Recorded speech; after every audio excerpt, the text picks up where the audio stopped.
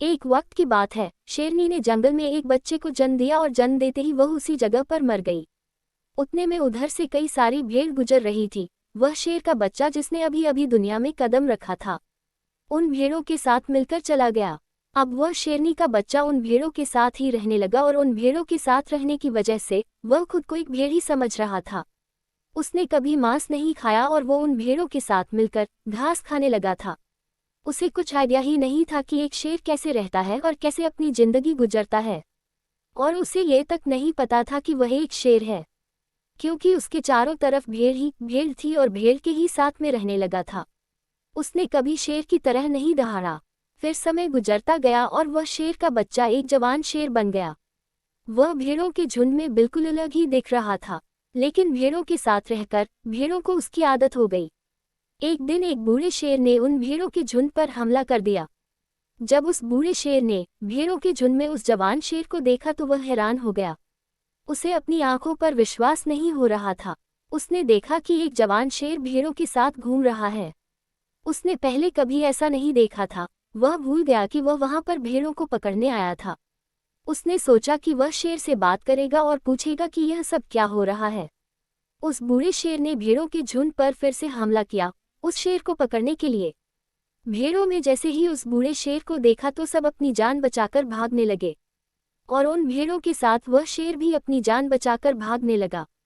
कुछ देर के बाद उस बूढ़े शेर ने उस जवान शेर को पकड़ लिया।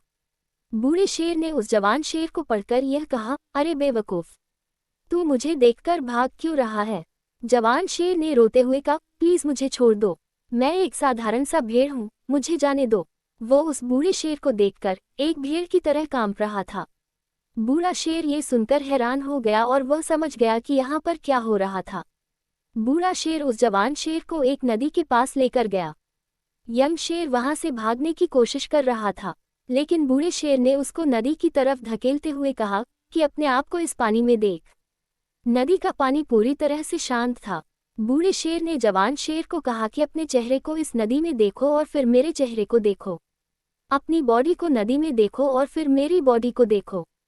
उस जवान शेर ने डरते हुए अपना चेहरा नदी में देखा, और जैसे ही उसने अपना चेहरा नदी में देखा तो हैरान हो गया।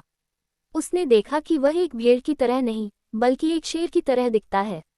वह रियलिटी को समझ गया कि वह एक भेड़ नहीं बल्कि एक शेर है, और एक सेकंड के अंदर ही उसने एक शेर की तरह दहाड़ा। उसकी दहाड़ को सुनकर पूरा जंगल कांप गया। उसने अपने आप को पहचान लिया, अपनी पावर्स को पहचान लिया, और तभी उसने अपने आप में एक ऐसी एनर्जी महसूस की जो उसने आज से पहले कभी नहीं की थी।